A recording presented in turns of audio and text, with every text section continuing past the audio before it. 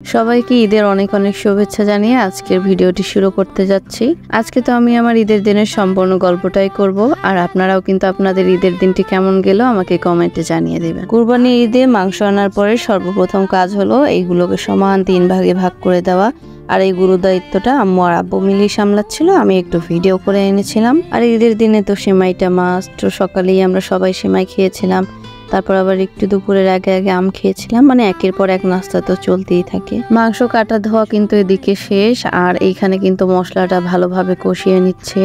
আর মশলা কষানোর পরে তারা কিন্তু মাংসটা দিয়ে দিল। আজকে রান্না বান্না সকল কাজে কিন্তু আমার আন্টি আর আম্মু মিলেমিশে করেছে, আর আমিও চেষ্টা করেছি তাদের টুকটাক হেল্প করার, কিন্তু তারা যে পরিমাণে কাজ করে সেই তুলনায় আমার হেল্পগুলো আসলে কিছুই না।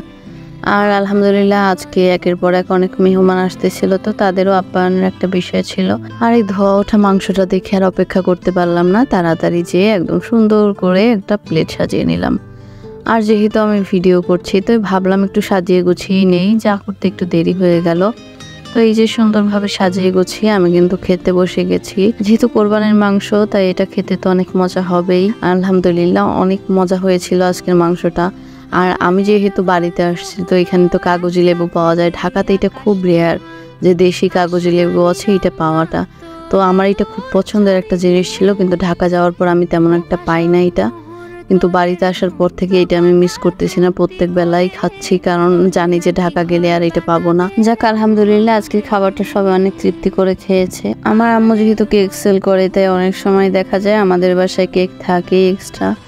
আর এই যে এটা একটা কেক ছিল, কিন্তু অর্ধেক আমার আন্টি আর আমার বোন মিলে খেয়ে ফেলেছে, তো বাকি অর্ধেকই আমি ভাবলাম একটু ডেকোরেশন করি, তাই একটু কোনো রকমের ডেকোরেশন করে রেখেছিলাম। যেহেতু বাসায় অলওয়েজ কেক থাকে তাই ওরকম আগ্রহ জাগে না কেক খাওয়ার, আমি ডেকোরেশন করে ফ্রিজেই আবার রেখে দিয়েছিলাম। তো তারপরে আবার আঙ্কেল আন্টি এসেছিল একটা, তো ভাবলাম তাদের সাথে কেকটা কাটি। তো আঙ্কেল আন্টি আসার পরে ওনাদের সাথে আমি কেকটা কেটে ফেলেছিলাম। ভিতরে কিন্তু চকলেট ফ্লেভার ছিল আর উপরে ভ্যানিলা ক্রিম দিয়ে ডেকোরেশন করা ছিল। দেন সবাই মিলে একসাথে খাওয়া দাওয়া করলো। আর তারপরে এখানে আবার তারা মিষ্টি এনেছিল, তো রসগোল্লা যেহেতু আমার অনেক পছন্দ আমি এখান থেকে মিষ্টিও খেয়েছিলাম, আর তাদেরকেও কিন্তু সার্ভ করে দিয়েছিলাম। এর মাঝে কিছু অপ্রাসঙ্গিক কথা বলছি। আজকে অনেক অনেক ভিডিওতে দেখলাম যে অনেক দুস্থ এবং গরিব মানুষ যারা মাংস কিনতে পারবে না বা তাদের কুরবানির সামর্থ্য নেই, তারা গুলশানের মতো এরিয়াতে অনেক ঘুরলো কিন্তু তারা কোনো মাংস পেল না বা কেউ দেয়নি, এরকম একটা বিষয়।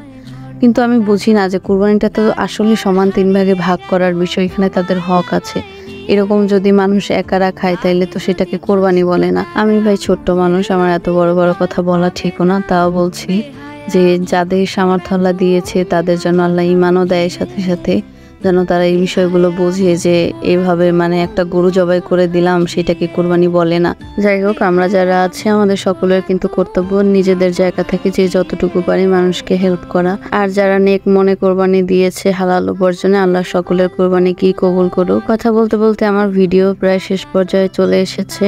আর এই যে সারা বেলার সকল ক্লান্তি দূর করার জন্য 1 কাপ চা খেয়ে নিলাম। সবাই ভালো থাকবেন, আল্লাহ হাফেজ।